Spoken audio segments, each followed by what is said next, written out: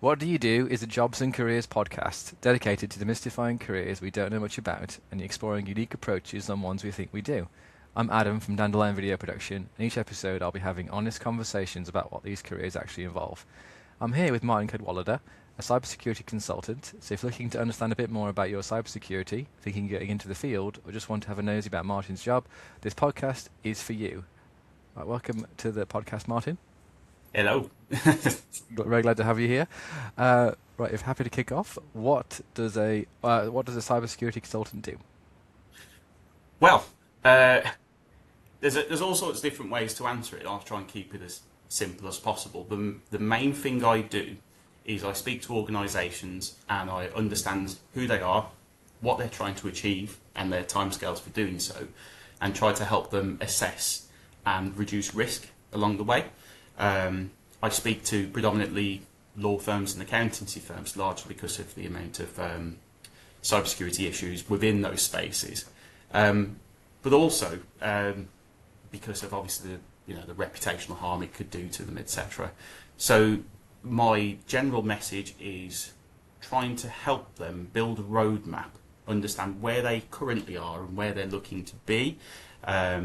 Perhaps there's a governance that they're trying to achieve, or perhaps there's an accreditation that they need in order to trade, and those form parts of it as well. For example, those dealing in criminal law need to have cyber essentials, so helping them through that, among other things.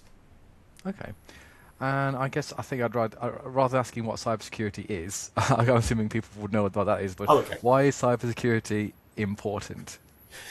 Well, the reason it's important is because ever since the invention of the internet and the revolution we've been on ever since, it's opened up a door to criminals. Originally, hackers weren't necessarily of a criminal nature, but organised crime moved into there probably a decade or so ago. So what we notice is organisations that aren't doing the simple and basic steps are particularly prone to being attacked from, we call them threat actors, but essentially they're hacking groups. And the ones that are most prominent are the ones that actually exist outside of the UK, particularly in countries that we don't have particularly good foreign relations with. To give examples, probably 4 out of the 5 most prominent groups are within Russia, and there's a really well-known one within North Korea.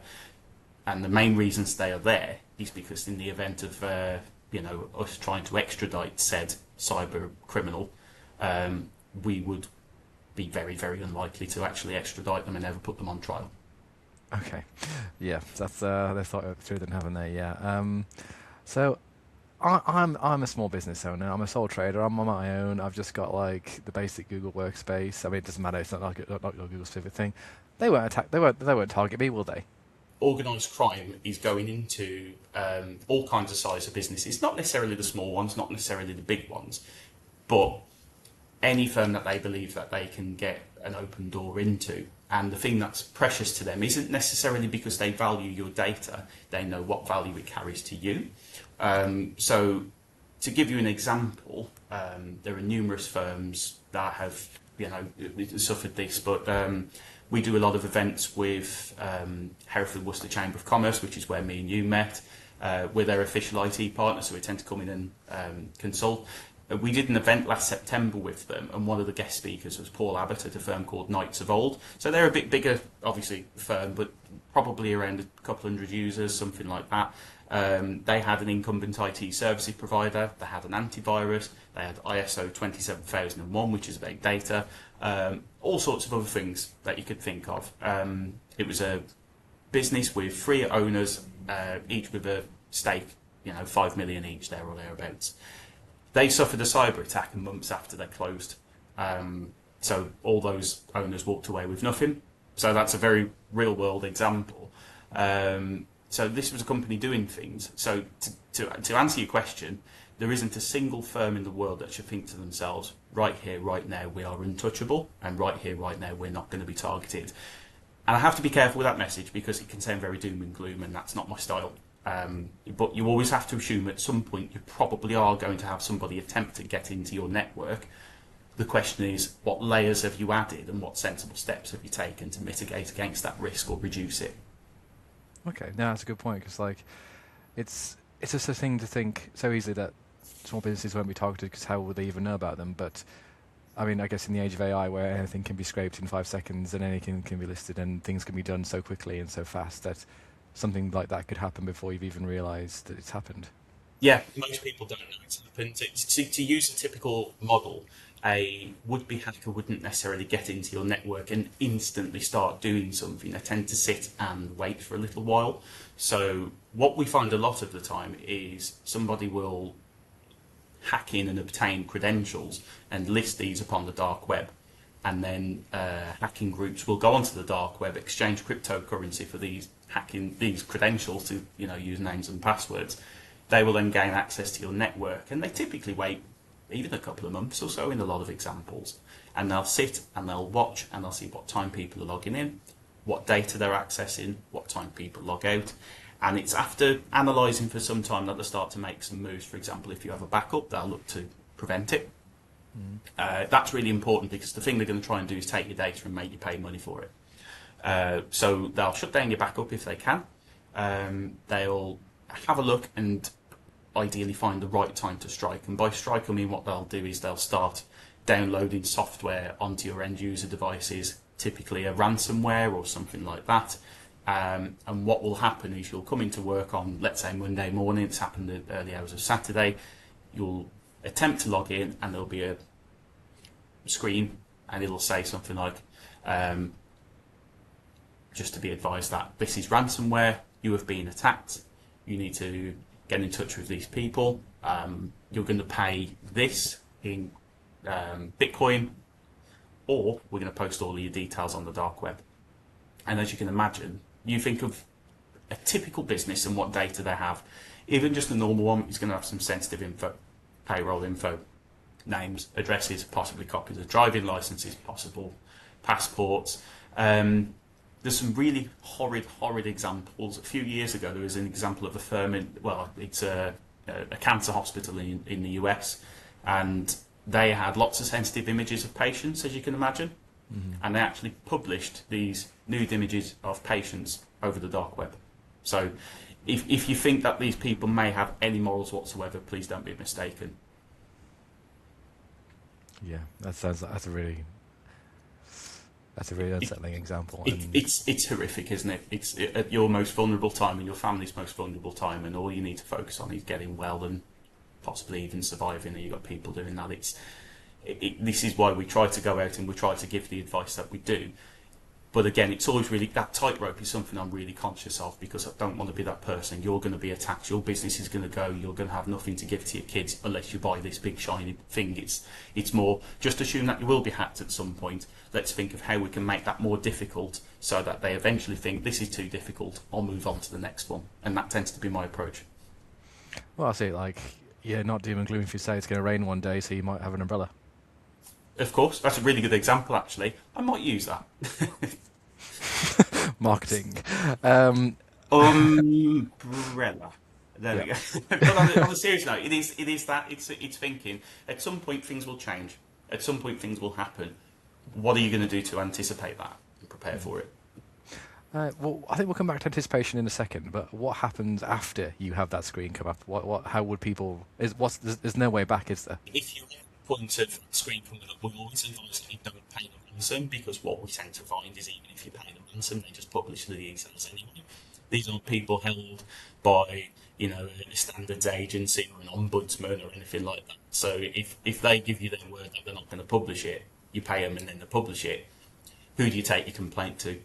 So what we try to do, and one of the things we'll come on to in a moment, is technology that has the ability to make it more difficult, and assuming that they are still able to get in some way or form, or try to get in, that there are solutions available to you which aren't actually that expensive, that can actually notice it and do something about it before it becomes a proper full-on breach, like that example. Mm-hmm. Yeah, and let's go in that direction then. What can we do to anticipate it? So you sent me a quiz before this. We didn't do a full cybersecurity audit, but you sent me a quiz with some questions about my cybersecurity. So do you want to go through my results? Yeah, absolutely. You'll be pleased to know you did pretty well. I think as someone that's a sole trader and somebody that's quite small. I think you've done quite a lot already so far. So the questions that I had, I've tried to cultivate something that actually in the real world makes sense, because there are heaps of really great, lovely, shiny solutions that you can spend as much or as little on as you like. But what I tried to think about is, if you think your network's here, let's add the layers to it and strengthen that posture and help you actually do something that matters. So the first question we had was about multi-factor authentication. So as people know, when you're getting onto an app or something, it'll ask you to retrieve a passcode from a text or from an email or whatever it may be. So you said you have multi-factor authentication on your Google Workspace account, so that's a big tick. That's actually part of National Cybersecurity Centre standards and also Cyber Essentials as well. MFA on all software and applications as well, which is a really big plus, because what you're doing is you're preventing opportunities for somebody to try and gain access to something that you don't want them to. Mm-hmm. Password policy adheres to Cyber Essentials standards as well. So minimum 12 characters, upper and lower case letters, at least one number and at least one special character. Also, a special character could be a spacebar. Not a lot of people know that. So if you wanted to type a sentence, a spacebar actually can be used. Okay, didn't know that. When did you last have I know you use Google Workspace. The vast majority of people will utilise Microsoft 365 in some way, shape or form. And one of the things I recommended was having your Google Workspace security settings audited. It isn't too late to do that. It's something we can talk about any time. You might find that you've already got things toughened up as much as you possibly can. It's just getting that that validation can help sometimes. Okay. And do you have a separate admin account? You do, with different credentials, so that's great. You have an antivirus on all end-user devices, and I wouldn't imagine you have a server, to be honest with you, but any tech that you have has an AV at the very least, so that's great. That's a good start. What we try to do for a lot of people now is, I have to be careful here because there's a lot of acronyms within this space, and one of them is detect and respond, and there's EDR, MDR, XDR, and I won't go into all of them, but the one I'll use just for general is MDR, which is a managed detect and respond. And I'll try and explain really briefly the difference between an antivirus and that. So an antivirus looks for a virus, and the virus to that is a series of letters and numbers, which we call a signature. So let's say a virus tried to get into your network. Your AV would go, "You're not coming in, I recognise you, you're a virus is bad, go away." Most attacks these days actually aren't viral. They're something called a 0-day, or they're a phishing attempt or something like that. And an antivirus wouldn't really know what to do with that unless a virus occurred. So to give you an example, if somebody got you to click on a link and then that link downloaded some software and that software then became ransomware, an antivirus doesn't know how to handle that. So it'd basically sit there and allow it to happen. So that's something to look at. There's all sorts of options with it. There's actually some really good antivirus software out there these days that have some level of detection, albeit it doesn't quite go to the same length. And the thing that makes a managed detect and respond service much better is, rather than looking for a signature, it looks for behaviours. So to give you an example, let's say that you log in 8 a.m. every day. The algorithm will rate everything 1 to 10, and that's very low to be a 1. Well, Adam logs in at this time every day, that's fine. Let's say that you log in at 3 a.m. on a Sunday. It's like, that feels a bit different. I'll just keep an eye on that. Maybe that's a 3 or a 4. You log in at 3 a.m. on a Sunday from Belize. Suddenly it's like, this really isn't quite right, is it? Something's gone quite wrong. And what it'll do is you can essentially program it to certain levels and standards. And when it gets to a ranking it doesn't like, it will lock your device. And that will send a signal to something called a Security Operations Centre, which is the people power that makes the managed detect and respond managed. And a security analyst 24/7 will log in and remediate against the threat, deal with it, and basically wrap it up nicely and tell the person in question, say, somebody tried to get into your network from Belize, it hasn't worked, here's the report, this is what I recommend moving forwards. Does that all make sense? Because I talk about this all the time, and it's, Oh yeah, no, it makes total sense. Yeah, perfect. Because especially it's good as well. I mean, I guess it's similar to when the bank thinks you've well, I used to travel over Europe a lot for work, Mhm. and I still use my bank card, and it'd be like, "Are you in Germany?" It's like, "Oh yeah, I am actually. I'm in Germany." Yes, yes, that's a really good comparable example. Yeah. So that answers the EDR and Security Operations Center. So the one thing I talked about is there's a slightly different take on it with Google Workspace, which is context-aware access. In the Microsoft world, it's called conditional access. The reason this is such a useful tool is unless certain criteria are met, a login is not successful. So to run with that example I said before, somebody trying to log in from Belize, if you have context-aware access enabled to the correct degree, that wouldn't have happened because the moment that they tried to log in outside of a recognised zone that is known to be safe, it'd prevent it.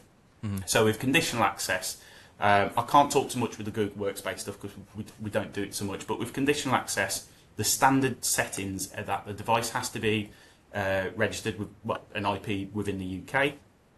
The device has to have an antivirus on it. The device has to be Windows 11. And unless those things are met, the login doesn't happen.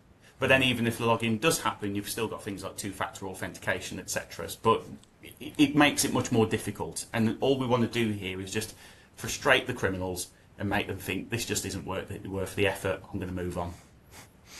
Yeah, absolutely. I know that's kind of a jargonised way to say it, but yeah, hopefully that helps. And yeah, sense. when did you last train your staff? In the last month, so that's great. The thing that's most important about all of this is your people. You've obviously got to protect them, but the way you have to look at your people as an organisation is they're either your greatest weakness or your biggest strength, and the difference between the two is what you do with them.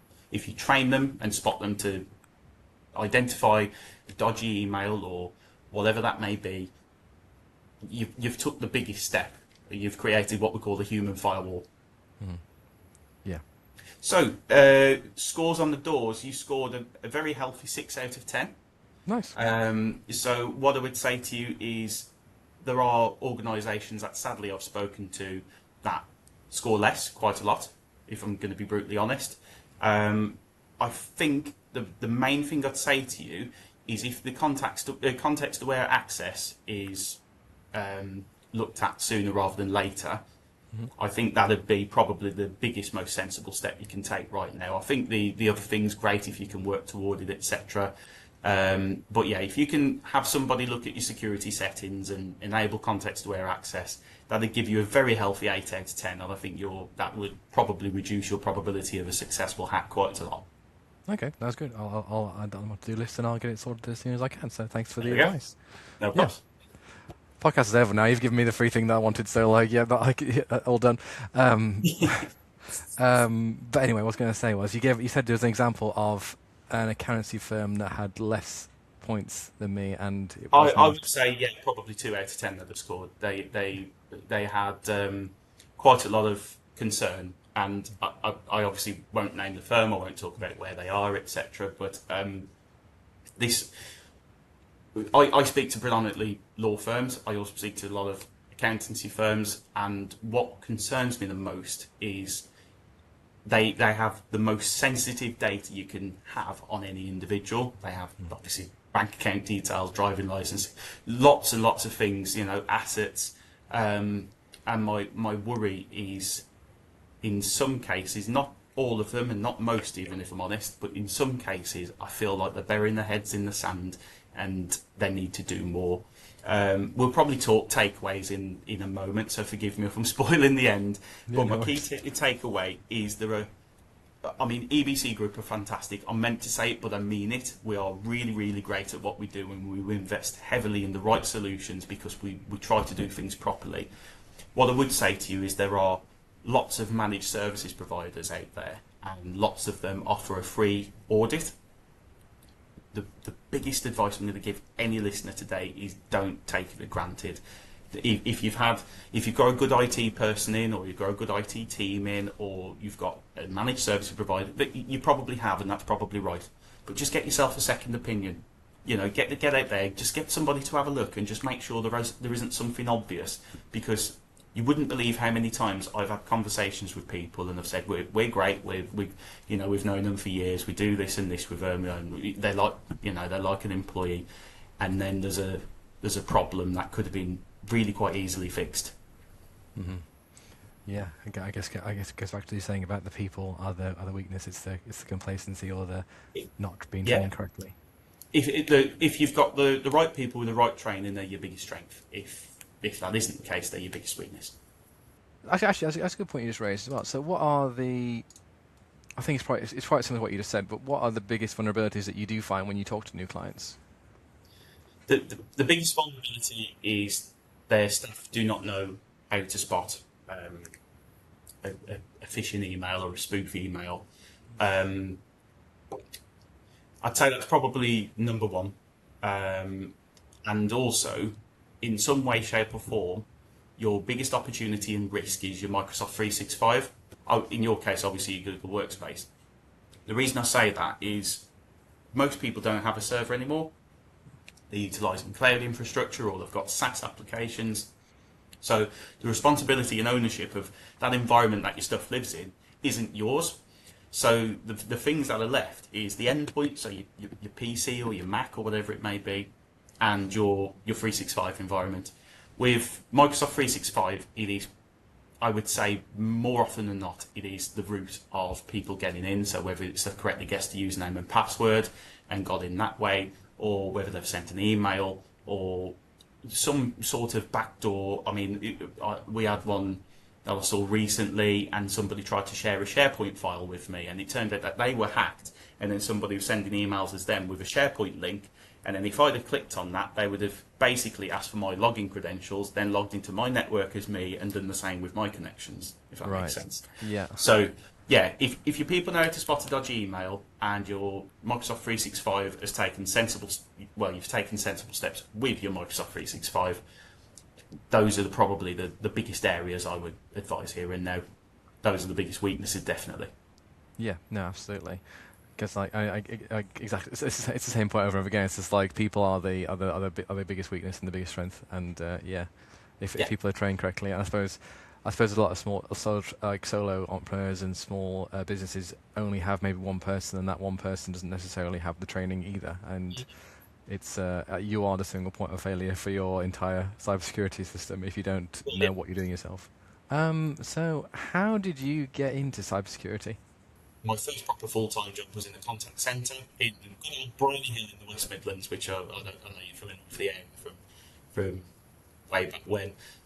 But I worked there for 9 years. I worked my way up into a team management position, but then the centre was closing and I needed to find work elsewhere. Because I had management experience, I got a job with a well-known software house in Birmingham called One Advanced, and I worked there for 3 years, initially managing half of their telemarketing division, and then a year later I was successful in managing all of the telemarketing division. But then COVID happened, I went on furlough, and redundancy unfortunately struck again. But because I'd run teams and had experience of outbound calling and generating opportunity, I started doing some work with a local MSP, which then I moved to a couple of other bigger ones. And so the one that really shaped me was a firm called OGL. They're now a part of a firm called WaveNet, but OGL was a cracking little firm, really great firm. But one of the things they focused on, they had a division called CyberGuard Technologies, and that opened my eyes to the risk, the real genuine risk of cyber attack. They specialised in all sorts of solutions and services to help people reduce the risk of cyber attack, and it was anything from staff awareness training, security operations centre stuff like I've talked about. They even had like people that did like pen testing, which is when you can simulate a cyber attack. And I did a couple of years there, and I had a great time. And yeah, that's how I got into it, I guess, really. And here I am now at probably the closest firm I've found to what was great about OGL, which was here at EBC Group. We heavily invest in the best tech we can get our hands on, and we punch well above our weight. I mean, we're an 85 user firm based in Aylesbury. Yeah, Avon and Somerset Police is a customer, and we hold their data in one of our data centres, so you can imagine what sort of rings we had to hop through in order to get that. We have big law firms that are on our books. People like Midlands Air Ambulance are a customer. So yeah, that's the story, and that's why I'm here. I guess there's a certain amount as well of feeling fulfilled knowing you're keeping these companies safe. Yeah, I love it. I love it. There's when there was an example actually, going back a couple of years or so ago. I was working somewhere else, but after doing some assessment work with a firm that I wanted to become a customer, we realised that they had some vulnerabilities, and we realised actually there was a tremendous opportunity to not only make things safer for them, but actually save them quite a lot of money.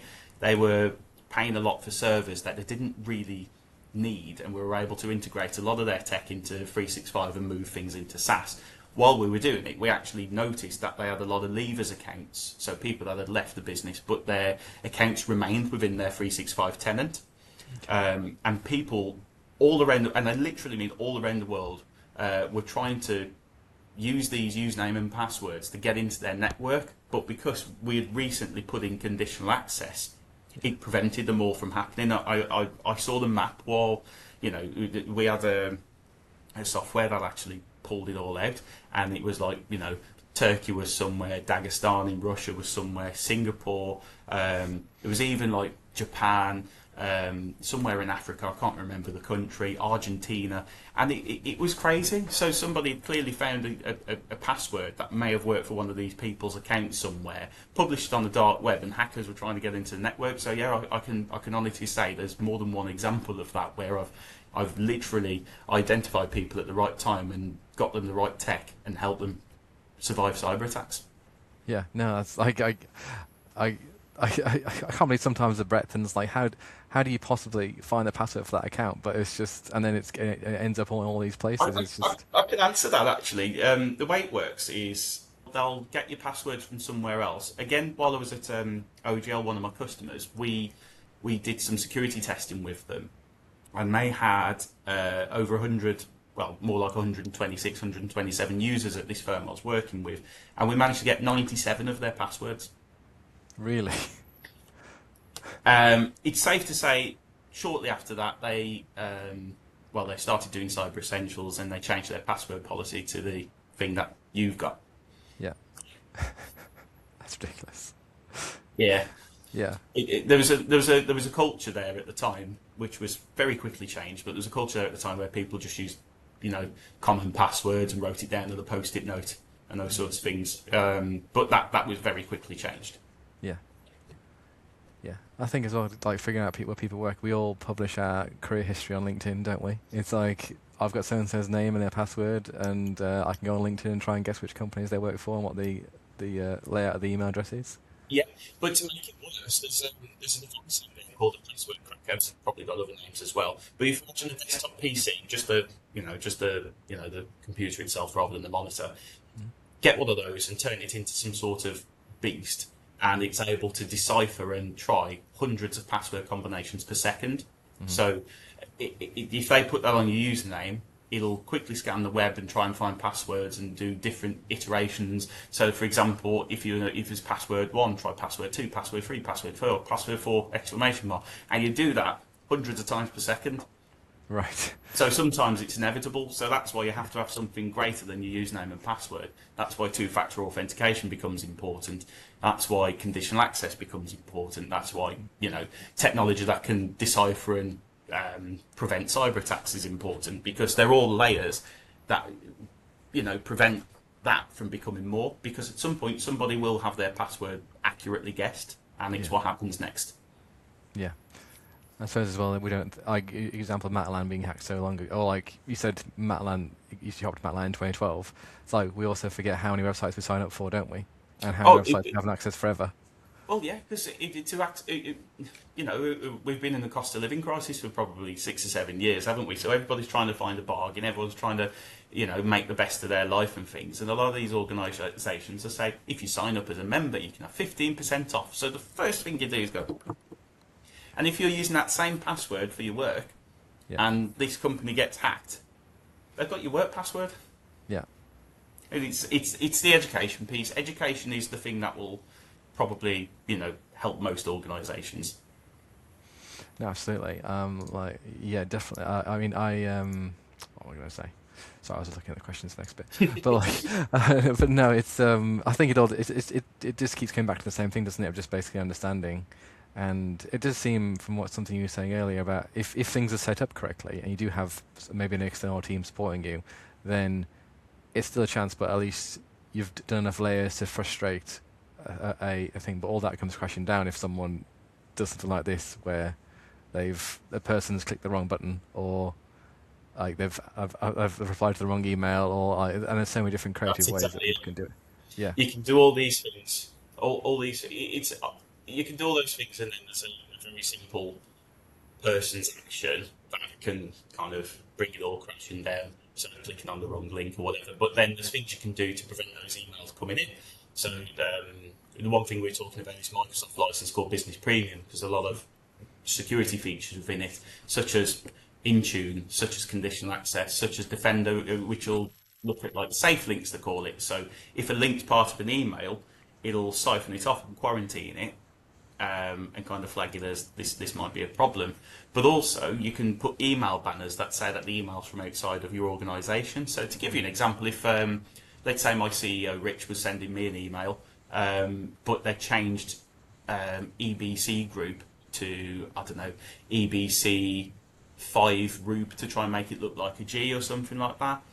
yeah, And if I didn't spot that, I might think, oh, it is Rich, he wants me to change the payment details on this, I'll do that right away. But it'll have a banner saying it's from outside of the organisation, which I may not have noticed without that banner. right, yeah, There's loads of different ways you can do it, but what try the way I look at it is your house. If you've got a burglar and there's two houses, let's imagine they're two semi-detached houses. One of them's got the gate shut, the front door's shut, the windows are shut. There's an alarm box on the outside wall, and there's a German Shepherd at the gate barking. hmm On the other house, the gate's open, the downstairs window's wide open. Doesn't look like anyone's in. Which one do you think the burglar will try first? well, yeah, the empty one, That's the way to look at cybersecurity. yeah, because I guess they want it easy as well. It's like only the easy scores are the ones worth Yeah. doing. They want to make as much money as they can, as quickly as they can.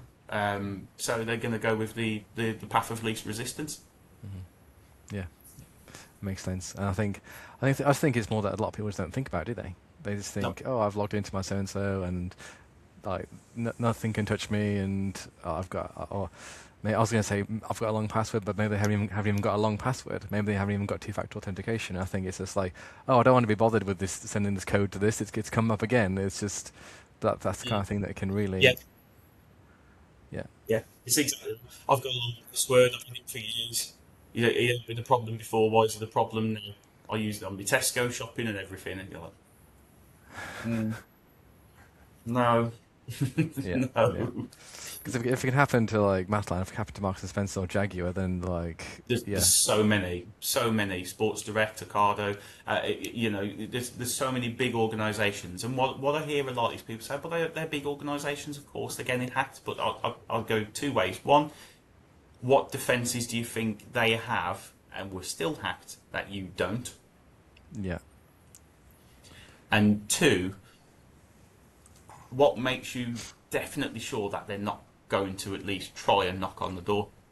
hmm And you can't make people do things. What I have to do is try and lead horses to water, and give them the right advice, and help them build a plan, and help them. What we don't want is people suddenly being hit with a big bill and saying, like, you are going to be hacked tomorrow unless you spend all this money right now. I much prefer to have, let's have a look at what's going on. So we work with people like you all the time. This is industry standard based on these parameters. You're here. So actually, you've done quite a bit already, as you can see. But there's a few more steps to take before you're here. How can we get you there? What's the first step? What's the next step? When can you do that? And building a plan with them. So let's say, for example, if they've got the next financial year coming up in a few months, they say, okay, well, I'd rather get the financial year out the way, then I'll look at that in the new financial year, so I can plan that spend, and rather than being hit with a big bill that I've got really no way of trying to fund right now. It's about building a partnership and sitting at a strategic level and advising their board and saying, this is where you need to be, this is why you need to be there, this is how we can help you get there. What would you like to do first? How can we help you do the next thing right? And it changes everything, rather than just being, a pushy, you're going to get hacked by this thing. So let's just make a plan together. Let's help you execute it. Yeah, no, I guess I ties into what my next question was going to be, which is what does your day-to-day look like? But I suppose it is just understanding clients' needs and trying to figure out the next step, like you were saying. Yeah, absolutely. So the main thing I'm trying to do is introduce new labels and new people to my organisation. So I make telephone calls. I engage with people on LinkedIn. I love LinkedIn. Obviously emails as well. But what I find is really powerful and important is our relationships with other organisations. So as I've mentioned before, we met at a Hereford and Worcester Chamber of Commerce event. I think it was the basketball arena in Worcester, I believe. Oh yeah, yeah. So we work a lot with Hereford and Worcester. We're their official IT partner. We actually have a similar relationship with Coventry and Warwickshire Chamber of Commerce as well. We're their official IT partner as well. So we tend to do events of both. So I tend to go out there to. I like to speak at some of the events. I like to get involved, make referrals and try and use it for what a networking organisation should be, rather than just what can I take from it. So what can I give? How can I advise people? How can I help people? And I go to Black Country Chamber events as well. My days are quite varied, but I will do whatever I can to get in front of the right people and have valuable conversations with them, and hopefully help them make a difference. Yeah, of course. And I guess, I mean, the more rooms you're in, the better it is, and the more people you talk to about this kind of stuff, the more appreciation there is for how important cybersecurity is. Yeah, absolutely. So what kind of credentials do you need to be able to work in cybersecurity or be a company that offers cybersecurity?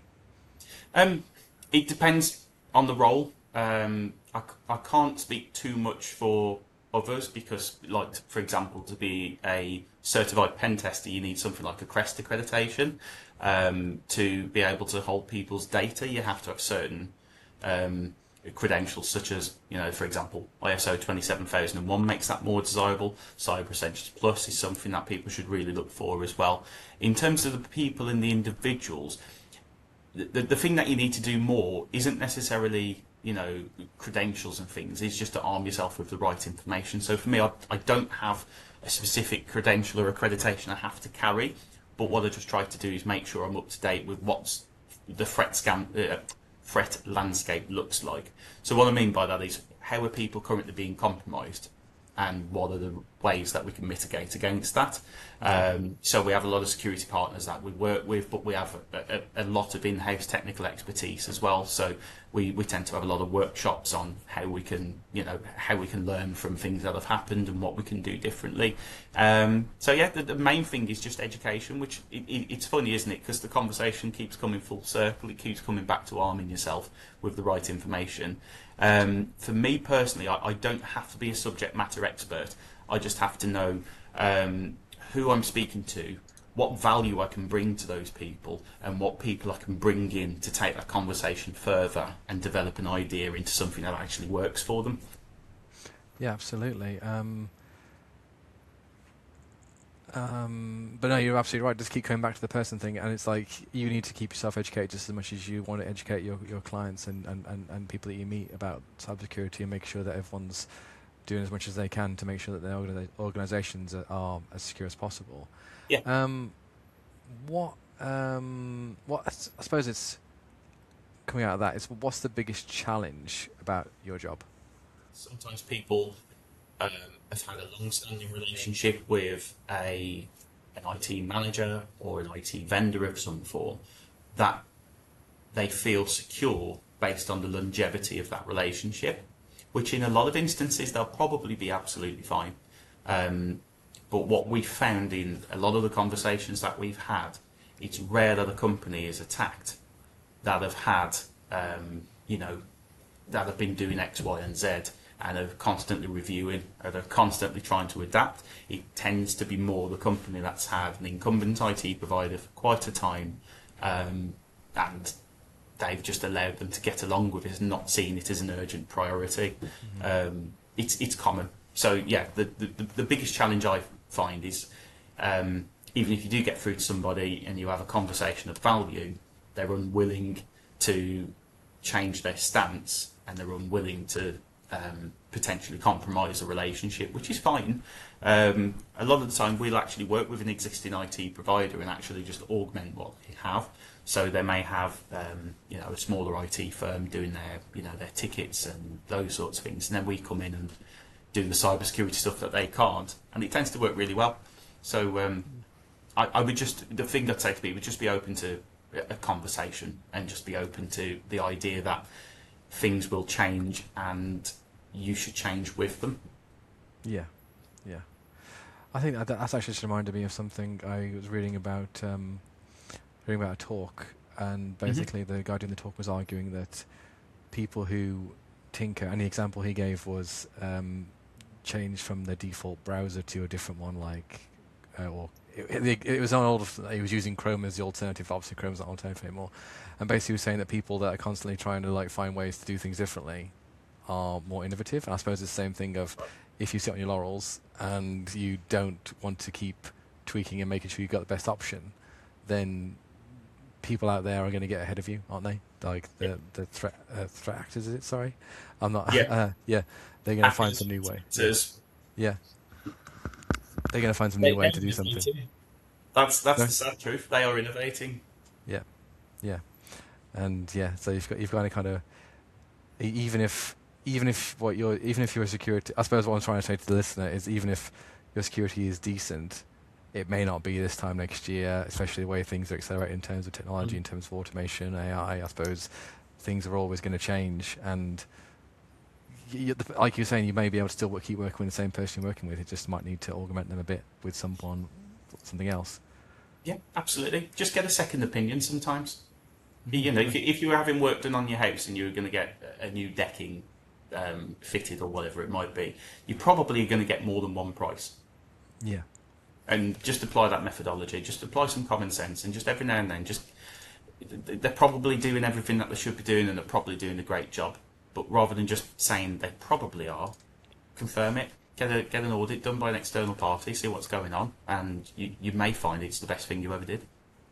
No, absolutely. Coming out of that, I was going to say, where do you see things going in the next few years? Well, I think the honest answer is who knows, but I would have a swing at it and say AI is getting bigger and better and more capable by the day. And I suspect that based on the last few years, the thing I've noticed is that hacking emails have become more sophisticated.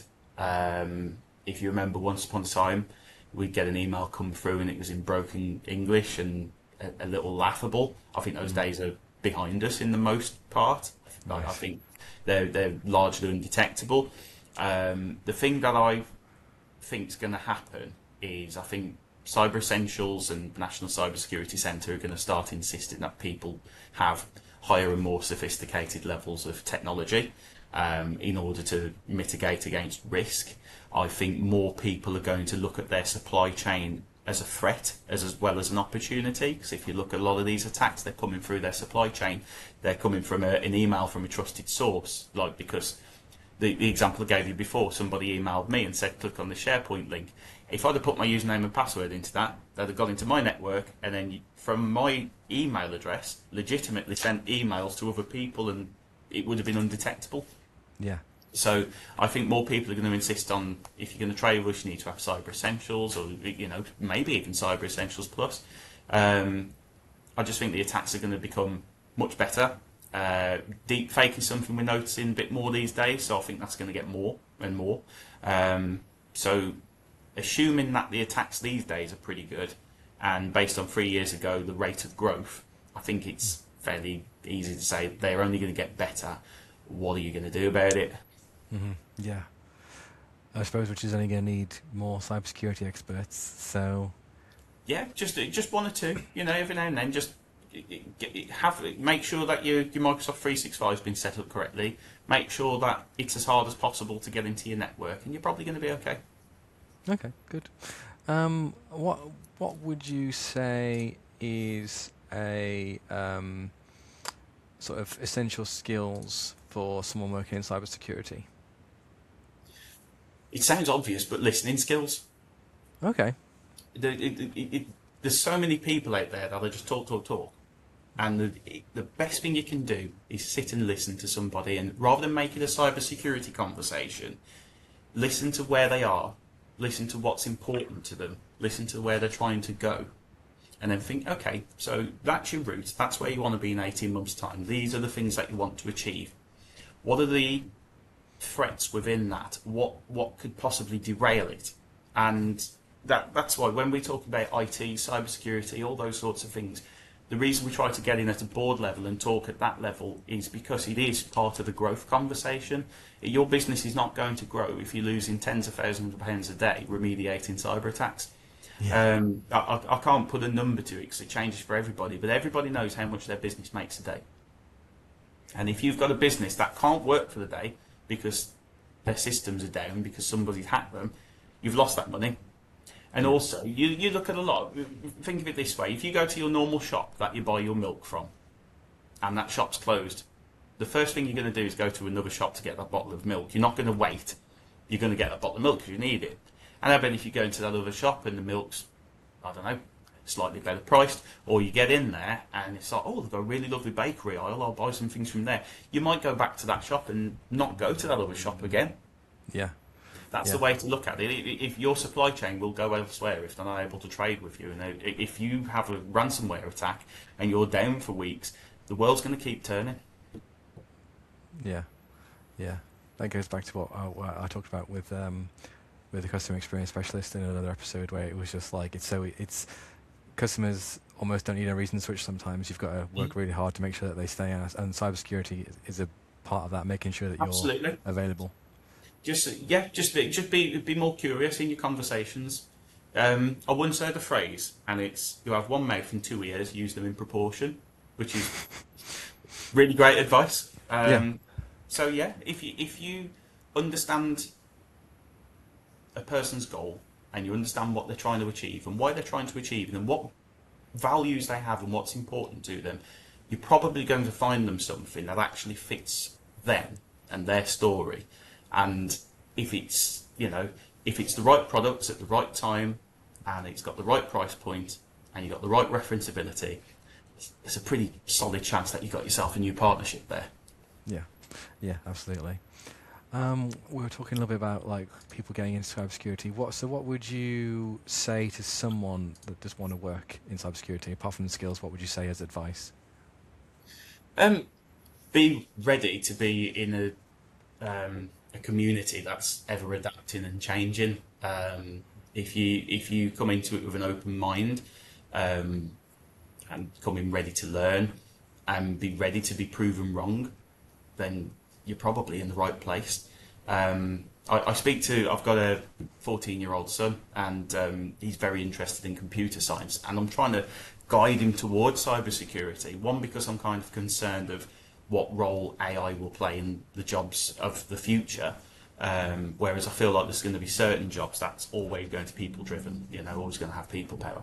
And if you're in going into a cybersecurity, I would say have a look at going in and cutting your teeth at a managed security services provider and learn about how they work and take it all on board, and then gradually work your way up and get yourself into an advisory role and get yourself sitting with people and taking them on a journey and helping them and consulting them. And I just surround yourself with great people and the best knowledge and be ready to learn every day, and you're probably going to have a good career. Yeah, I mean I could apply to so many other careers as well. Just like because I think it's all too easy to get in your own sort of tunnel vision and not see the opportunities around you, or the opportunities to even learn from people that you meet. It's easy to fall into habits, isn't it? Sometimes you have to take a step back and have a look where you're looking to go and what you need to do to get there. Yeah, absolutely. And I think just to wrap up, kind of going from that as well, is like, what is one bit of career advice that you'd give to anyone? There's a couple of different ways I could answer this, but look, I actually want to get a bit vulnerable. And the one thing I'd say is I just want people to believe in themselves more. I, over the years, have had kind of my own personal ups and downs, which I'm glad to say are largely behind me. And and I've looked back at certain points in my career, and I wish I could see the opportunity around me, and I wish I could have had a word with myself and say, why can't you do that? What's stopping you from being able to? What makes them better than you? And just what I mean by that is just believe in yourself. You know, the vast majority of people in this world are inherently good, and the vast majority of people have talent. And if you just apply yourself and back yourself and be ready for it to not work and bounce back from it as well. Mm-hmm. If you believe in yourself, everyone else will. No, I really like that. And I think I've actually got a similar things where it's just like, why haven't I asked for a pay rise there? Why haven't I moved to get a job? Why haven't I done this? Why haven't I done that? And it's just, I think it always comes back to not thinking I deserved it, or not thinking and I think it's easy sometimes to fall into that trap, but yeah, it's like you're saying, looking back, it's like I had so much more opportunity that way. Well, I don't regret not taking them, because I managed to get where I am regardless, but I could have got here a lot faster if I'd actually believed in myself. Thanks for joining me today, Martin. I really appreciate it. I've learned a lot about cybersecurity I didn't appreciate before. Thank you very much for having me. It's honestly, I've really enjoyed today. It's been a genuine pleasure. Thanks for having me, Adam. Yeah, I'm glad you think so too. If you'd like to know more about Martin and the work he does, please visit ebcgroup.co.uk/lawfinity. If you enjoyed listening to this, please subscribe. It really does make a difference in helping to grow the podcast and keeps us going. Next week, I'll be talking with Jill Roberts to find out exactly what a family lawyer does. Thank you.